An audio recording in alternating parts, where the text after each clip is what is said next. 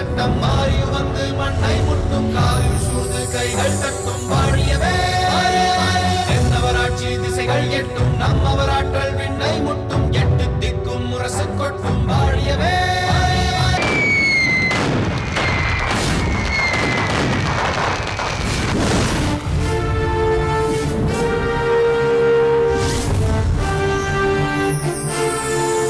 மன்னவா, நான் இளம்பழுதியின் அறைக்கு சென்று எந்த நாட்டின் அரசியல் விவகாரங்களையும் பேசுவதில்லை. புலமைமிக்க அவரிடம் இலக்கிய விஷயங்களைத்தான் பேசுகிறேன். அவர் அகப்பாடல்கள் புறப்பாடல்கள் என்று அனைத்திலும் வல்லமை படைத்தவராக இருக்கிறார். பாண்டிய மன்னரை பற்றிய பாடல்களை அவர் சொன்னால் அது பிறந்த நாட்டின் மீது அவர் கொண்டிருக்கும் பாசத்தால் சொல்வதென்று நாம் நினைக்கலாம். சோழ மன்னரை பற்றி சொன்னால் அது சோழகுமாரியை மணந்ததால் ஏற்பட்ட ஈடுபாட்டால் சொல்கிறார் என்று நினைக்கலாம். ஆனால் அவர் சேர மன்னர்களான பெருஞ்சோற்றுதியின் சேரலாதர் மீதும் இமயவரம்பன் நெடுஞ்சேரலாதர் மீதும் பாடப்பட்ட பல பாடல்களை அடி பிறழாமல் சொல்கிறார் என்றால் அதற்கு என்ன காரணம்? தமிழ் என்ற 3 எழுத்தைப் போல் மூவேந்தர்களையும் சமமாக மதிக்கிறார் என்பதுதானே அதற்கு பொருள். தளபதியாரே, இவர் சொல்வதை கேட்கும் பொழுது மிகவும் வியப்பாகத்தான் இருக்கிறது. சேர மன்னர்கள் பற்றிய கவிதைகளையா இளம்பழுதி அவ்வளவு அருமையாய் சொன்னார் என்கிறீர்கள்? என்னால் நம்பவே முடியவில்லையே. தாங்கள் நேரில் ஒருமுறை கேட்டால் வியந்து போவீர்கள். அதற்காக நம் மன்னரை அந்த இளவரசர் சிறைப்பட்டிருக்கும் இடத்திற்கே போக வேண்டும் என்கிறீர்களா? இல்லை, மன்னர் ஏன் அங்கே செல்ல வேண்டும்? பாண்டிய இளவரசரை இங்கேயே வரவழைத்து கூட கேட்கலாமே. பிரதானியாரே, சற்று பொறுங்கள். இப்போது மன்னர் நம்மை இங்கு அழைத்திருப்பது இளம்பழுதி இலக்கியவாதியா இல்லையா என்று பரிசோதிப்பதற்காக அல்ல. தற்போது உள்ள சூழ்நிலையில் அடுத்து என்ன செய்யலாம் என்று ஆலோசனை நடத்துவதற்காக. அதனால் மன்னரின் கருத்தை கேளுங்கள். தாங்கள் சொல்வதும் சரிதான் அமைச்சரே.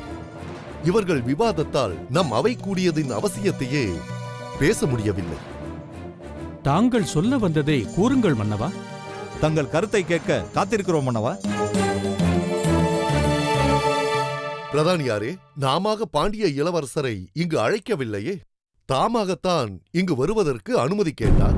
அதிலும் நல்லெண்ண தூதுவராக வருவதாக சொன்னார். இதற்கிடையில் அவரை அழைப்பது கூடாது என ஒரு கருத்தும், அழைக்கலாம் என்று மற்றொரு கருத்தும் என அதன் காரணமாக இங்கு ஒரு பட்டிமன்றமே நடத்தும் நிலை ஏற்பட்டுவிட்டது. இறுதியாக அவரை வரவழைத்தோம். வந்த இடத்தில் அவர் எப்படி நடந்து கொண்டார் என்பதைத்தான் தாங்களே அறிவீர்களே. தாங்கள் கூறுவது சரிதான். ஆனால் அதில் அவர் பங்கு என்னவென்று இன்னும் தெளிவாக தெரியவில்லையே.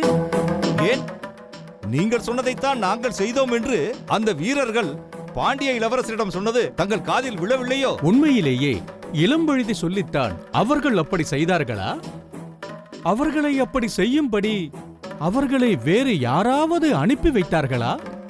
அல்லது இங்கேயே அவர்களுக்கு துணை போகிறவர்கள் இருக்கிறார்களா என்பது இனிமேல் தானே தெரியும்.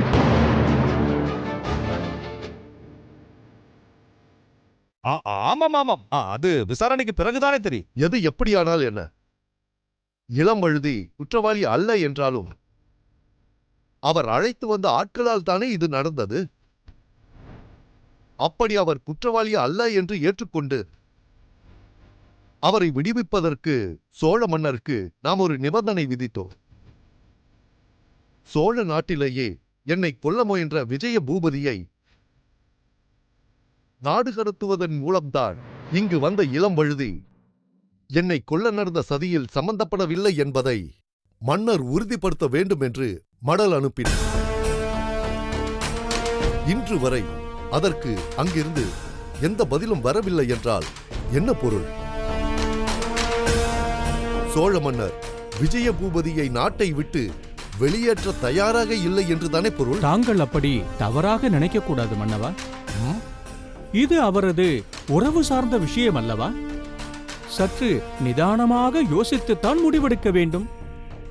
அதெல்லாம் சரியில்லை மன்னவா. இத்தனை நாட்களுக்குள் நாங்கள் சொன்னபடி செய்யாவிட்டால் இளம்வழுதியை உயிரோடு பார்க்க முடியாது என்று அறிவித்து விட வேண்டும். அப்பொழுதுதான் அந்த சோழ மன்னருக்கு புத்தி வரும். மாறவேல், இப்படி எடுத்தேன் கவிழ்த்தேன் என்று தீர்மானிக்கும் விஷயமல்ல இது.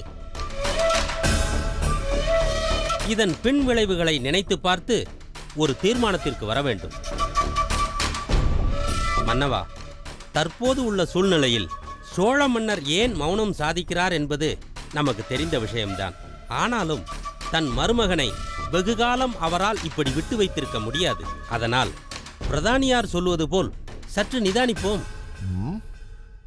இப்போதைக்கு அமைச்சர் கூறும் கருத்து சரியானது என்று ஏற்றுக்கொள்கிறேன். ஆனால் எனது பொறுமை கடக்கும் அளவிற்கு சோழன் நாட்களை கடத்தினால் தளபதி சொல்வதைப் போல் செய்வதைத் தவிர வேறு வழியில்லை.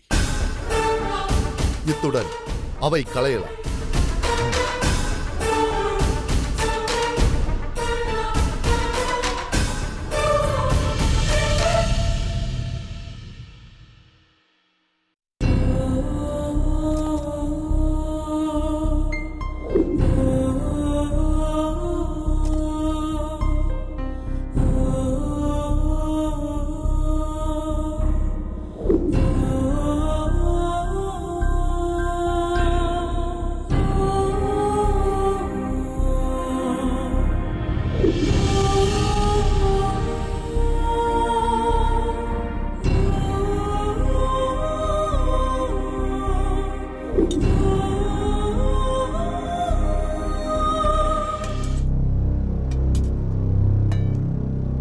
மகாராணியாரே, தாயே, உணவு உண்ணுங்கள்.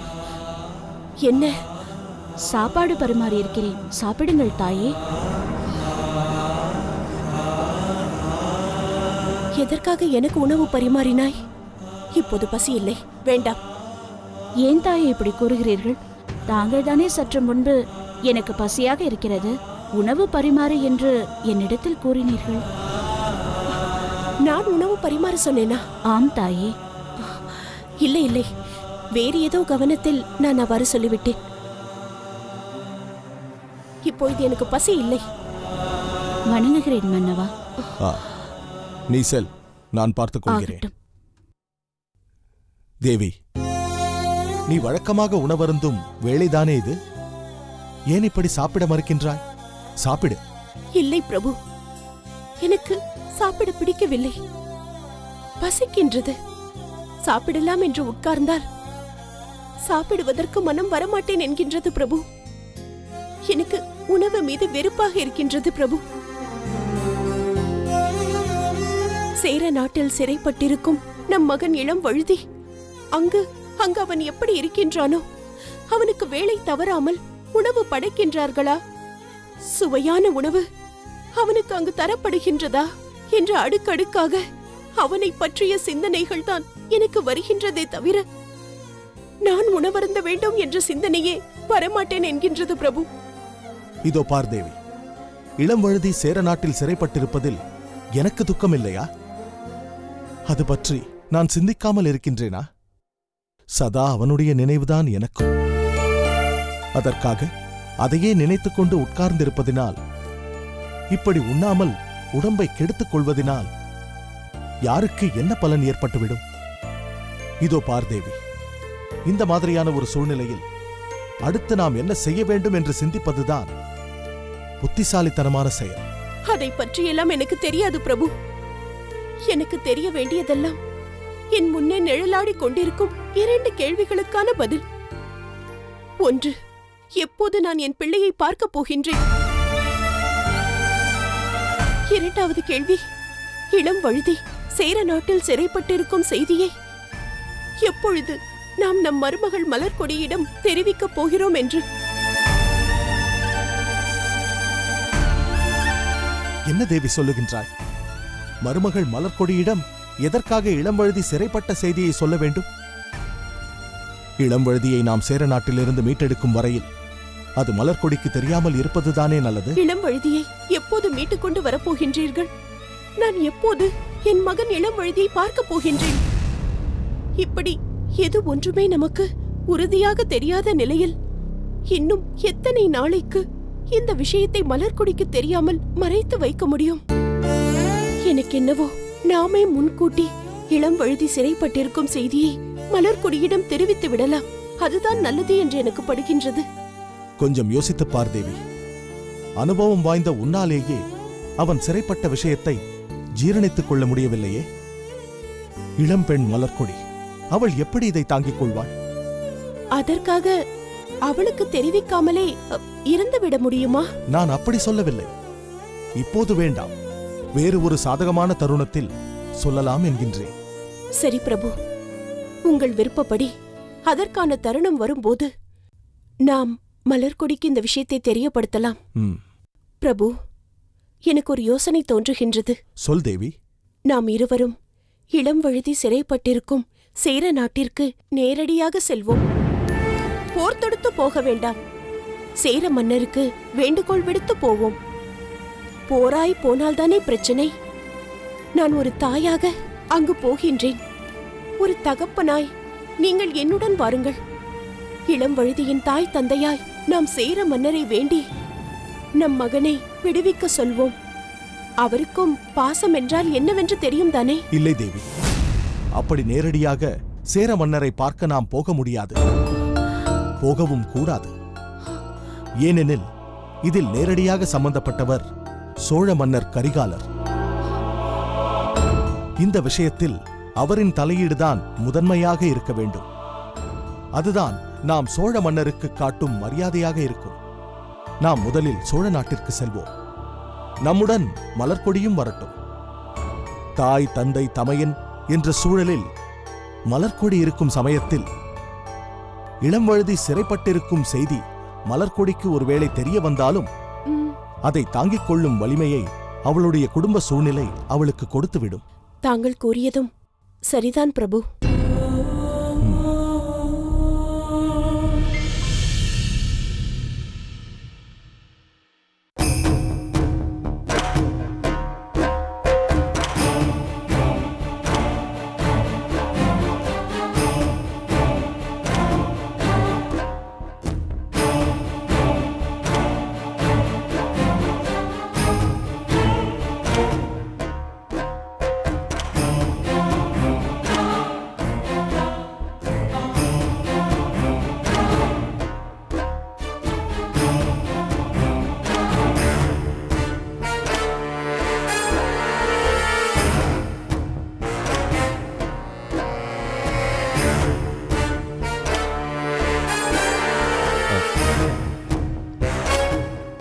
அமைச்சரே. மன்னவா. தாங்கள் ஏதோ சொல்ல நினைப்பது போல் தோன்றுகிறதே. ஆம் மன்னவா. ஆனால் சொல்வதா வேண்டாமா என்று தயங்குவது போலவும் தெரிகிறதே. உண்மைதான் மன்னவா. மன்னரிடம் சொல்ல என்ன தயக்கம்? எதுவாயினும் சொல்லுங்கள்.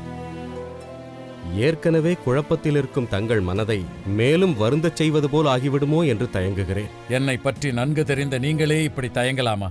எதுவாக இருந்தாலும் சொல்லுங்கள். சேர மன்னரின் மடலுக்கு பதில் மடல் தருவதற்கு தாங்கள் மிகவும் தாமதிப்பதாக தோன்றுகிறது. இது சேர மன்னருக்கு வேறு விதமான சந்தேகத்தை ஏற்படுத்திவிட்டால் அது பாண்டிய இளவரசருக்கு தீங்காக முடியும். என்ன சந்தேகத்தை ஏற்படுத்தும் என்று நினைக்கிறீர்கள்? இங்கே ஏற்பட்ட பிரச்சனைகளின் போதே விஜயபூபதியை வெளியேற்றக்கூடாது என்பதில் உறுதியாக இருந்த தாங்கள் இப்பொழுதும் அதே உறுதியோடு இருக்கிறீர்கள். மருமகனுக்கு என்ன நேர்ந்தாலும் பரவாயில்லை, மைத்துனனை காப்பாற்றிக் கொண்டால் போதும் என்று நினைக்கிறீர்கள். அமைச்சரே என்று சேரன் நினைப்பதற்கு வாய்ப்பு இருக்கிறது என்றுதான் சொல்ல வந்தேன். அப்படி ஒரு எண்ணம் அவர் மனதில் ஏற்பட்டுவிட்டால் அதன் பிறகு பாண்டிய இளவரசரை மீட்பது இயலாத காரியமாகிவிடுமே. அதுதான் இல்லை அமைச்சரே.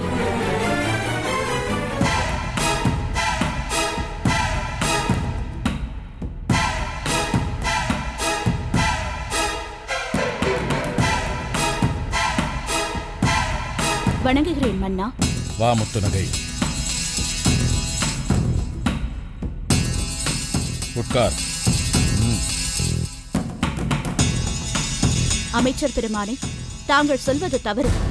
சோழ மாமன்னரால் இயலாத காரியம் என்று ஒன்று இருக்கிறதா? புலி பதுங்குவது பாய்வதற்காகத்தான் என்பார்கள். புலியை கொடியில் தரித்த மாமன்னர் பதுங்குவதும் காலம் பார்த்து பாய்வதற்காகத்தான். முதலில் என்ன நடந்தது என்று அறிந்து கொண்டால்தானே என்ன நடக்க வேண்டும் என்பதை தீர்மானிக்க முடியும். அதற்காகத்தானே மாமன்னர் தாமதித்துக் கொண்டிருக்கிறார். மாமன்னருக்கு வணக்கம். என்ன செய்தி? உறையூரிலிருந்து கோட்டை தலைவர் தங்களை காண வந்திருக்கிறார். உடனே வரச் சொல். உத்தரவு மன்னா. முத்துநகை, ஏதேனும் முக்கியமான விஷயத்தை பற்றி பேச வேண்டுமா? அப்படியெல்லாம் ஒன்றுமில்லை மன்னவா. சிறிது நேரம் மகாராணியாரிடம் உரையாடிவிட்டு செல்லலாம் என்று வந்தேன். அமைச்சர் தங்கள் சூழ்நிலை தெரியாமல் பேசிக் கொண்டிருந்ததால்தான் நான் குறுக்கிட வேண்டியதாயிற்று. மாமன்னருக்கு உறையூர் கோட்டைத் தலைவனின் பணிவான வணக்கம். வா கோட்டைத் தலைவனே. பாண்டிய இளவரசர் உறையூர் அரண்மனையில் வந்து தங்கியிருந்த பொழுது நீதானே அங்கே கோட்டை பாதுகாப்பில் இருந்தாய்? ஆம் மன்னவா. இளவரசர் உறையூரில் இருந்தவரை எந்த பிரச்சனையும் இல்லை அல்லவா? இல்லை மன்னவா. அங்கு நடந்த விஷயங்களை விவரமாகச் சொல். இளவரசர் அங்கு வந்து தங்கிய சில நாட்களுக்கு பின் 4 வீரர்கள் தளபதியார் இளவரசரின் பாதுகாப்பிற்காக அனுப்பி வைத்தார் என்று அங்கு வந்தார்கள்.